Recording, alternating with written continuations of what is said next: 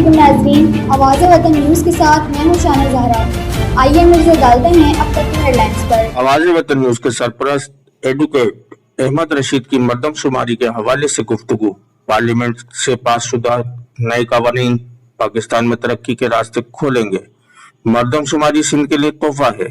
اتحاد کی اہمیت کیا ہوتی ہے، آئیے دیکھتے ہیں آواز وطن نیوز۔ ہمارے مسائل کا خاتمہ ممکن نہیں ہے، تکالیف کا حل ہی کوئی نہیں ہے، آگے کی ترقی کا کوئی راستہ ہی نہیں ہے جب تک آپ اپنے ملک میں قانون سازی نہیں کرتے ہو۔ اب آپ غور سے ذرا دیکھو نا کہ پاکستان تحریک انصاف نہ صرف عمران خان کی حکومت نے صرف جو ہے اپنا جو بیرونی مسائل تھے، کرونا کے مسائل تھے، ان کو حل کیا، بلکہ ابھی ریسنٹلی اتنے سارے قوانین ایک ساتھ پاس کر دیے۔ آپ کو ابھی 2 کا پتہ ہے، 3 کا پتہ ہے، عوام کے پاس، میڈیا کے پاس جا کے پوچھ رہے ہیں جی میں وہ آپ کا گلبھوشن کا بڑھ گیا۔ عوام سے گلبھوشن کا کیا تعلق ہے؟ نہ ان کو بیک گراؤنڈ پتہ ہے، نہ آگے کا پتہ ہے۔ آپ کھڑا کر دیتے ہو میڈیا کے سامنے کہ بتاؤ جی گلبھوشن کو چھوڑ دیا۔ اس طریقے سے تو نہیں ہوتا۔ 30-31 قانون پاس ہوئے ہیں، وہ کیا قانون پاس ہوئے ہیں، ان قوانین سے کیا چینجز آئیں گی؟ جب قانون آپ کے ٹھیک بنے ہوں گے ملک میں، تب جانے کے بعد آپ آگے کی طرف بڑھتے ہو نا۔ تو پی ٹی آئی کی گورنمنٹ ساتھ میں آپ کو قانون بھی بنا کے دے رہی ہے، اور اس نے جو قانون بنائے موٹے آپ کو ابھی جیسے مثال کے طور پہ حیدرآباد کے اندر یونیورسٹی بننے کا قانون پاس ہوا ہے۔ اب آپ مجھے بتائیں حیدرآباد میں یونیورسٹی بن رہی ہے تو نوکریاں آئیں گی یا نہیں آئیں گی؟ اس کے اندر دوسرے معاملات ہوں گے یا نہیں ہوں گے؟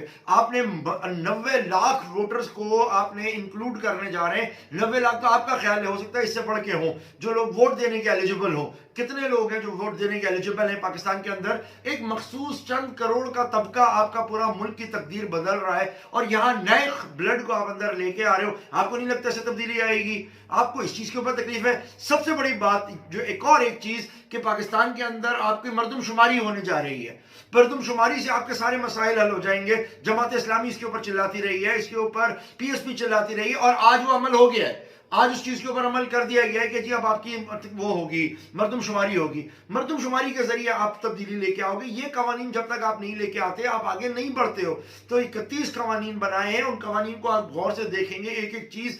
یہ تبدیلیاں جب آپ کرتے جاؤ گے، آگے جا کے گورن کرنا آسان ہوگا۔ اس سے پہلے جتنے بھی قوانین بنائے گئے وہ انہوں نے اپنے لیے بنائے تھے تاکہ ان کو کوئی پکڑ نہ سکے اور وہ بچ جائے۔ اب یہ قوانین اس طریقے سے بن رہے ہیں تاکہ ملک کو چلانے کے کام آئے۔ ایک ایسا ملک جو کسی کی جاگیر نہیں ہو، لوگ اس کو اپنا نہ سمجھے بلکہ عوام اس کو اپنا سمجھے۔ یہ قوانین اب بننا شروع ہوا ہے، اور اگر آپ چاہتے ہو کہ سندھ بھی تبدیل ہو اور سندھ کو بھی آپ تبدیل کرنا چاہتے ہو تو آپ کی